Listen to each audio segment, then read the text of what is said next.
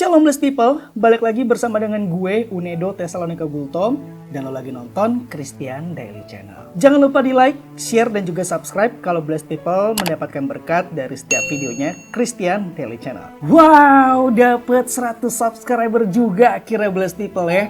So terima kasih banyak tentunya buat blessed people yang sudah nge-subscribe channel dari Christian Daily.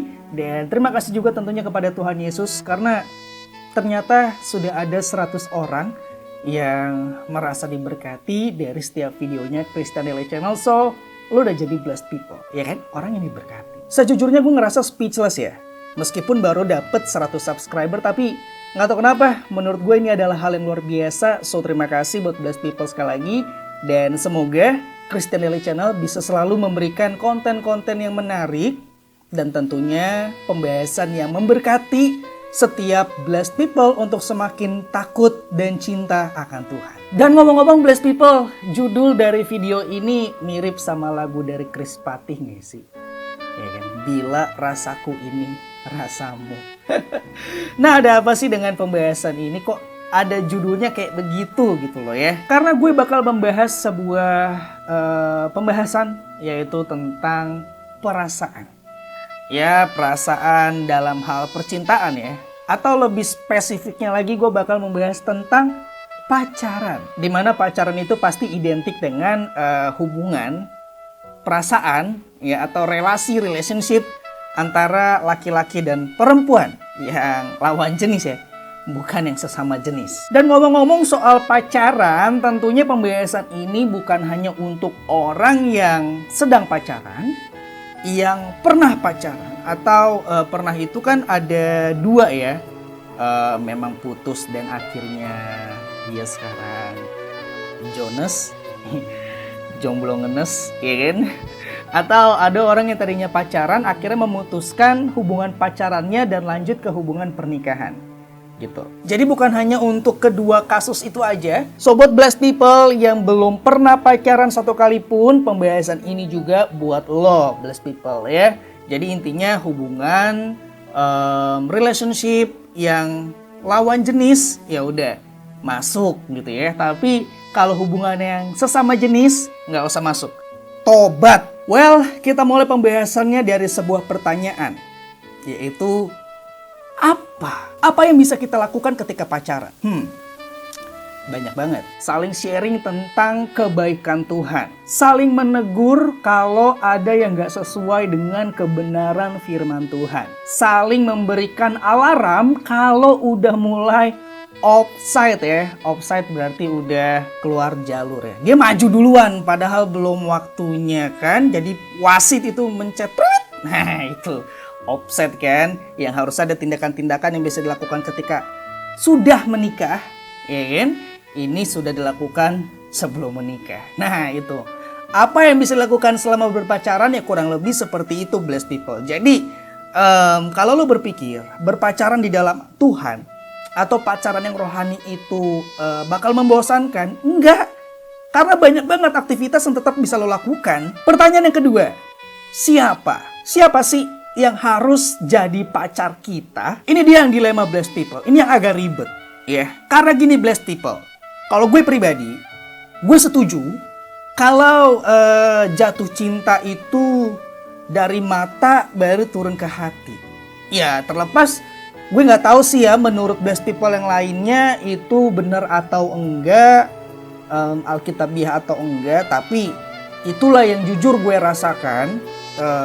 Dari mata dulu baru turun ke hati. Bukan yang nggak ada yang dari hati dulu tanpa memikirkan tampilan fisiknya. Ada, tapi menurut gue sih itu cuma kayak 2 atau 3 dari 10 orang. Cuman kalau di dalam Tuhan, dari mata jatuh ke hati itu tetap ada yang harus dilakukan. Jadi misalnya lu udah srek sama tampangnya, ya kan, tadi cantik, ganteng, ya manis, dia cool, dia lucu dan lain sebagainya macamnya. Oke, pokoknya kayak gitu-gitu.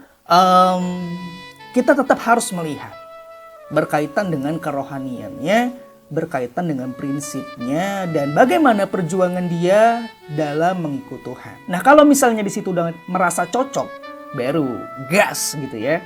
Tapi kalau misalnya lo lihat dia nggak ada perjuangannya ikut Tuhan, mending mundur aja. So untuk menjawab pertanyaannya siapa sih yang harusnya jadi pacar kita? Ya jawabannya sederhana. Kalau lo anak Tuhan, ya lo harusnya sama anak Tuhan. Kalau lo anak setan, ya udah sama anak setan. Karena anak setan itu nggak bakal bisa gabung sama anak Tuhan.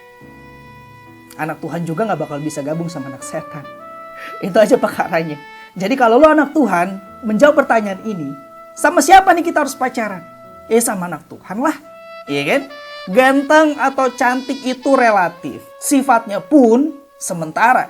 Sedangkan Tuhan menciptakan kita memiliki tujuan yang kekal dan kudus. Tujuan yang sangat luar biasa. So cari yang good inside, maka fresh outside itu adalah sebuah bonus. Pertanyaan ketiga, kenapa? Kenapa kita harus pacaran? Nah kalau yang ini lo jawab masing-masing blessed people. Kalau misalnya jawaban lo masih gak jelas atau lo bingung dan juga lo belum punya jawaban atas pertanyaan ini, lebih baik lo gak usah pacaran. Karena pacaran itu ibarat kata sebagai anak tangga menuju ke anak tangga berikutnya, yaitu pernikahan.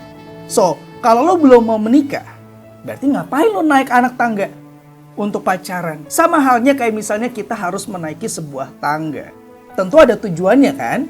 Nggak mungkin misalnya lo mau mencapai lantai kedua, ada kurang lebih misalnya 10 anak tangga. Kalau lo nggak ada tujuannya untuk mencapai anak tangga yang ke-10, lo nggak bakal pernah menginjak anak tangga yang pertama. Setuju nggak sih? Jadi karena pacaran ini adalah sebuah anak tangga menuju anak tangga pernikahan, so lu gak bakalan pernah nginjek anak tangga pacaran kalau lu gak pengen atau belum kepengen untuk mencapai sebuah tujuan pernikahan. Karena kalau lu belum punya tujuan pernikahan tapi lu nekat untuk menginjak anak tangga berpacaran, ujung-ujungnya gue mau kasih tahu sama lu blessed people, banyak negatifnya daripada positifnya. Paling kalau positifnya juga lu cuma berusaha untuk mengambil hikmah dari sebuah kejadian. Ya kan? Kalau kata pepatah lebih baik mencegah daripada mengobati. So buat apa? Lo akan buang-buang waktu. Nama baik lu kemungkinan besar akan rusak. Terutama untuk para perempuan. Ya, lo harus hati-hati. Karena perempuan lebih banyak ruginya daripada laki-laki. Dan yang paling parah, yang paling ngeselin itu adalah ketika seorang perempuan dikatakan sebagai piala bergilir. Aduh, itu jangan deh. Ya kan? Karena kalau misalnya lo belum punya tujuan, ujung-ujungnya apa? Pacaran tuh cuma senang-senang aja. Lo belum tahu batasannya, and then akhirnya kerjaan lo putus nyambung.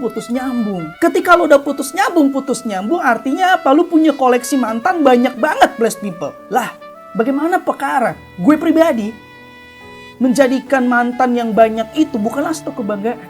Nggak mungkin gue nanti kalau punya anak, gue bercerita dengan bangga ke anak gue. Hai, mau tau nggak? Kalau papa itu punya mantan banyak banget. Dan gak mungkin gue kesaksian di gereja atau gue bersaksi dengan orang untuk memenangkan jiwa membawa track record itu. Jadi mendingan gak usah blessed people. Mendingan fokus kita adalah untuk mencari tahu apa yang Bapak inginkan untuk kita lakukan. Sehingga kita bisa berkenan di hadapan Tuhan dan kita bisa menyelesaikan garis finish dengan excellent. Next. Ke pertanyaan kapan? Kapan waktu yang tepat untuk kita pacaran? Untuk jawaban dari pertanyaan ini bukan berbicara tentang sesuatu yang numerik ya. Berbicara tentang angka. So gue gak bakal pernah menyebutkan jawabannya itu dengan bentuk umur. Range waktu umur sekian sampai sekian, sekian sampai sekian. Enggak, gue gak mau kayak gitu.